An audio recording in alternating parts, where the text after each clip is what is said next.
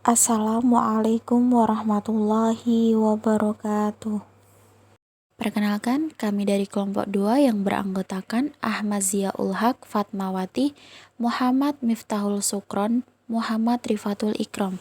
Baik, di sini kami akan membahas tentang pentingnya PASA. Pertama kita akan bahas tentang pengertian PASA 1.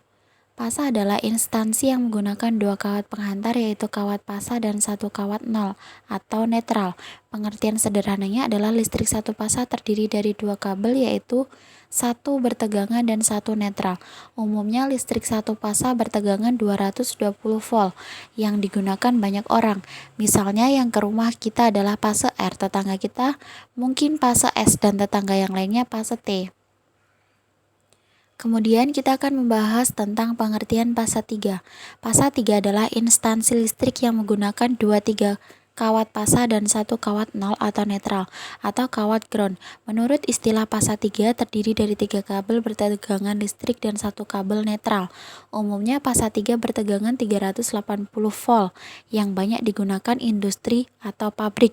PASA 3 adalah listrik AC alternating current yang menggunakan 3 penghantar yang mempunyai tegangan sama tetapi berbeda dalam sudut fase sebesar 120 degree.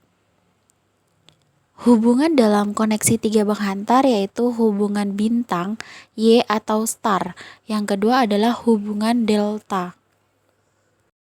Dua macam tegangan listrik yang dikenal dalam sistem 3 fase ini, yaitu yang pertama tegangan antar fase atau disebut VPP, voltage phase to phase atau juga disebut istilah voltage line to line.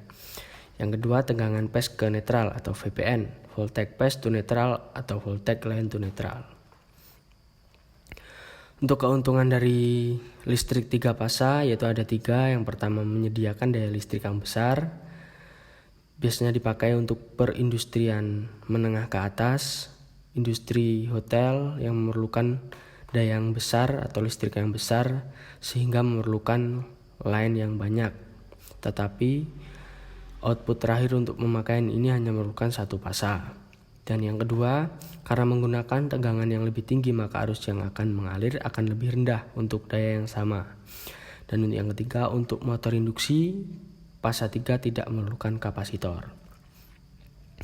Untuk perbedaan dari fasa 1 dan fasa 3 yaitu beda fasa 1 dan fasa 3 kalau satu fasa dan netral positif dan negatif dengan tegangan output 220 volt.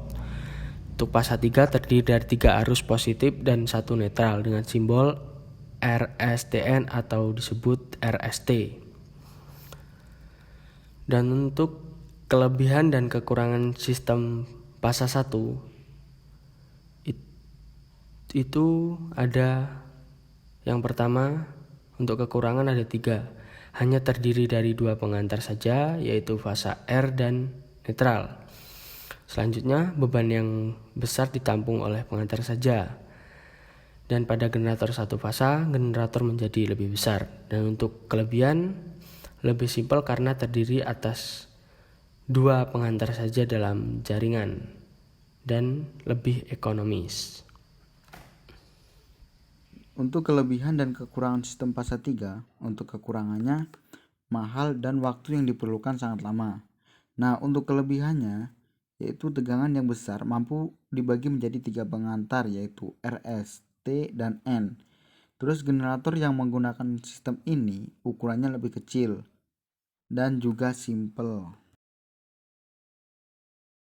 Manfaat dari kedua fasa, adapun manfaatnya adalah ketika kita atau perusahaan memutuskan untuk membeli perangkat backup daya atau biasa disebut UPS, Uninterruptible Power Supply. UPS tersebut terdiri dari UPS yang bisa digunakan pada listrik fasa 1 dan fasa 3. Pentingnya fasa yaitu digunakan untuk memahami proses solidifikasi, metodologi, dan geologi. Digunakan untuk mengkarakterisasi senyawa dan fase. Digunakan untuk memahami reaksi yang terjadi pada pengelasan solder dan perlakukan panas permukaan. Cukup sekian yang dapat kami sampaikan. Kami akhiri. Wassalamualaikum warahmatullahi wabarakatuh.